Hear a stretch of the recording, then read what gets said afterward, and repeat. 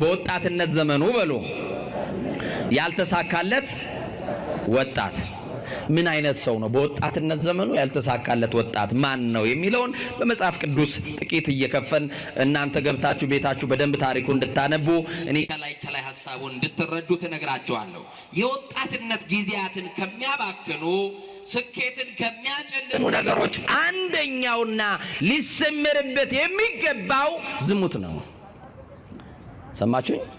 የወጣትነት ዘመንን የሚያጨልም ስኬት የሚለውን ነገር የሚነጥቀን አንደኛው ማን ነው? ንገሩኛ። ዋነኛው ዝሙት ነው። ቅዱስ መጽሐፍ እንደሚነካ ዝሙት ካለበት ሽሹ ተብለናል። በዚህ በአንደኛ ቆሮንቶስ መልእክቱ ቅዱስ ጳውሎስ ምዕራፍ 6 ቁጥር 18 ላይ እንዲህ ይላል፣ ከዝሙት ሽሹ ይለናል። ኃጢአትን በሁለት መንገድ ማምለጥ እንችላለን። አንደኛው ሸሽተን የምናመልጠው፣ ሁለተኛው ታግለን የምናመልጠው። ታግሎ ማምለጡ አልሆነልንም፣ ሸሽቶ ማምለጡን እንችላለን። ትችላላችሁ? አያችሁ፣ ሸሽቶ ማምለጥ ለመታገል አቅምህ ስስ ልትሆን ትችላለህ። በቀላል ልትሸነፍ ትችላለህ። መጠጥ ሊጥልህ ይችላል። ደካማ ነገሮችን ሰዎች አጥንተው በዙሪያ ያሉ ሰዎች ሊጥሉ ይችላሉ።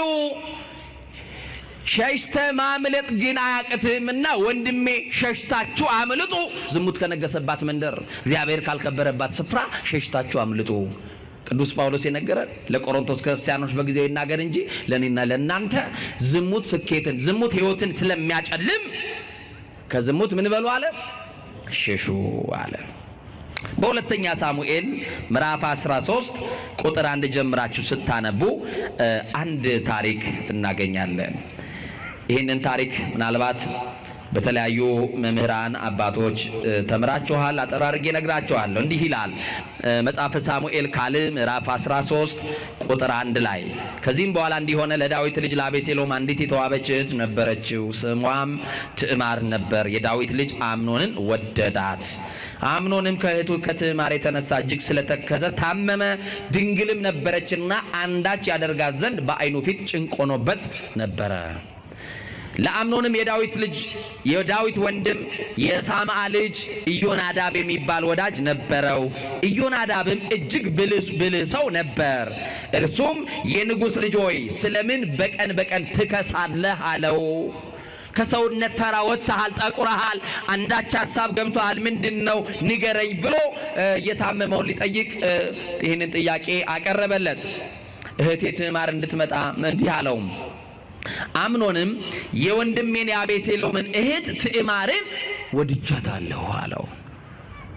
አያችሁ፣ ዝሙት ዘመድ አይመርጥም። የእናቴ ልጅ ዘመድ እኮ ነው፣ እህቱ እኮ ናት። ወድጃታለሁ አለ።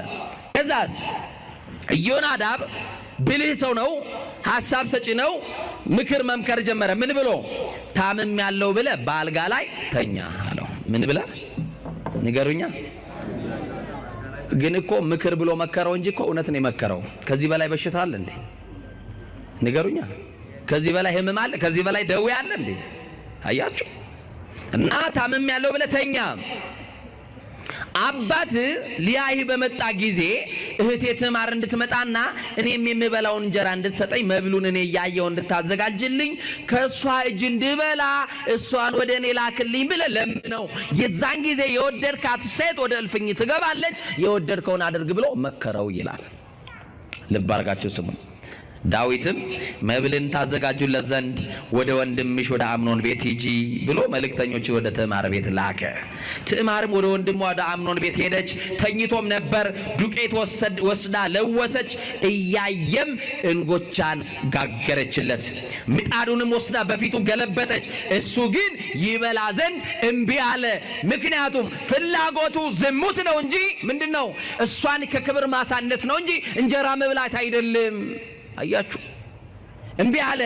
ደክማነ የሰራችለት እውነት ወንድሜ ታሟል፣ ከኔ እጅ ቢበላ ይድናል። ይሄንን ነው የሰማችው። እሷ አንዳች ነገር ሊያደርግባት ፈልጎ ለዝሙት እንደከጀላት፣ ሊያስነውራት እንደፈለገ፣ ከክብር ሊያሳንሳት እንደመጣ ግን አታውቅም።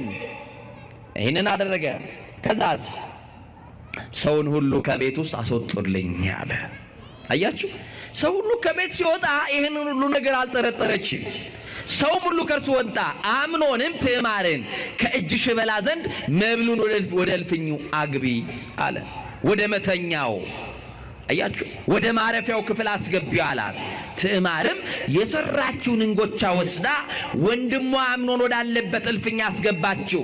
መብሉን ባቀረበች ጊዜ ያዛትና እህቴ ሆይ ነይ ከኔም ጋር ተኚ አላት ይላል። አማኑኤል ይጠብቀን በእውነት ከኔ ጋር ነይ አላት። እንተኛም አላት። ምን ብላ መለሰች?